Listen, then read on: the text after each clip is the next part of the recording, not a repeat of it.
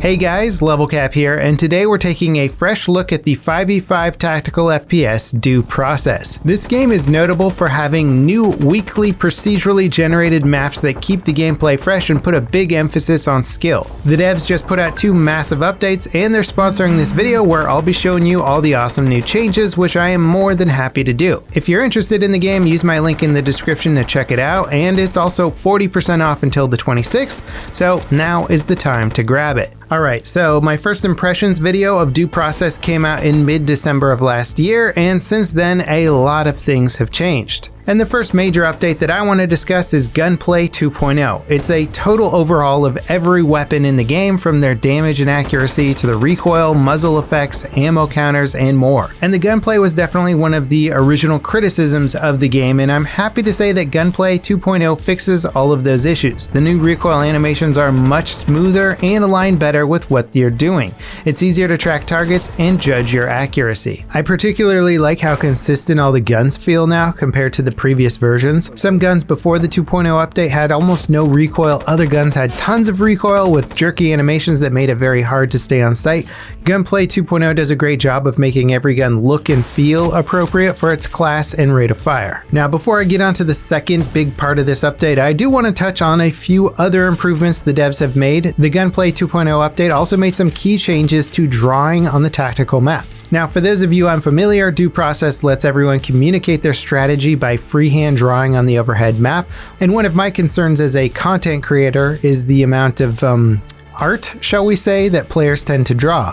With the Gunplay update, the devs added the ability to actually hide and report drawings from individual players. If someone keeps drawing inappropriate, offensive things, or just annoying things on the map, you can mute their drawings and the game will hide all past and future drawings by them. You can also vote on drawings to help your team decide on a cohesive plan of action, which is a really cool feature. It kind of lets you strategize without needing to put a big emphasis on voice communication. Matchmaking has also been streamlined. You don't have to wait on your squad to ready up anymore. You can now queue for ranked and casual at the same time. And these 2 changes can seem relatively minor, but it actually makes getting into a match much faster. Now, another thing that has improved a lot since my first impressions video is the general performance. Many of the game's FPS dips and stutters have been fixed, which is a great quality of life improvement. There's naturally a little bit of room here for improvement, but it is encouraging to see just how far it's come in such a short period of time. Now, the second major update is the new Tileset. The maps for Due Process are all procedurally generated. Tilesets serve as the theme for various environments you play in, and these tilesets have basically infinite variations. The game gets updated with about 20 new maps every week to replace the previous week's maps. The tilesets that were already in the game were C-Store, Factory, and Kill House, but this week the devs added a 4th tileset called Killdome USA, which offers 5 unique themes on its own: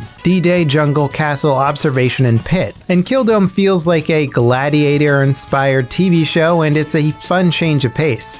There's lava pits, a D-Day beach landing with trenches, and even one with see-through walls. And it's a little early for me to have a fleshed out opinion on how the new maps play, but so far I've had a lot of fun with them. And it's nice to have more open arena style maps as well. The existing tilesets were mostly building interiors, and they could be very claustrophobic feeling at times. Killdome's levels have a good mixture between open and closed off areas that makes them stand out.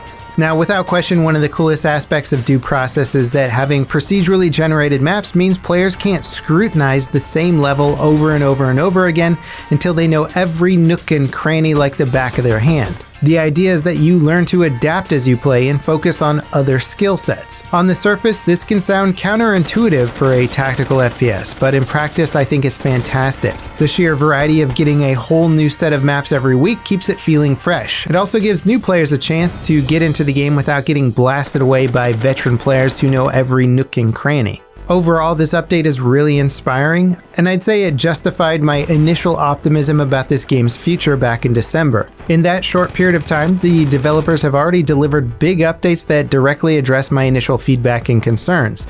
Not only that, but they also added brand new content to liven things up.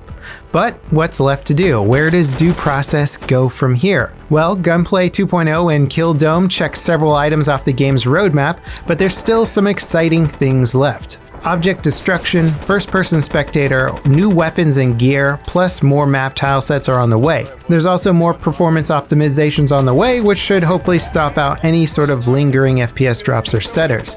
And that particular entry on the roadmap is due out this spring, so really we're probably just weeks away from a big FPS boost and greatly reduced load times.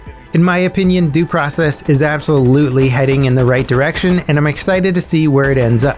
Thanks again to the developers for reaching out to sponsor this video, and also don't forget that Due Process is 40% off until the 26th, so grab it now. Use my link in the video description to buy it, and feel free to leave your thoughts about Due Process in the comments down below. Does this game look interesting to you? Have you played it? Are you excited about these big updates? Let me know, and thanks for watching. This is LevelCap, signing off.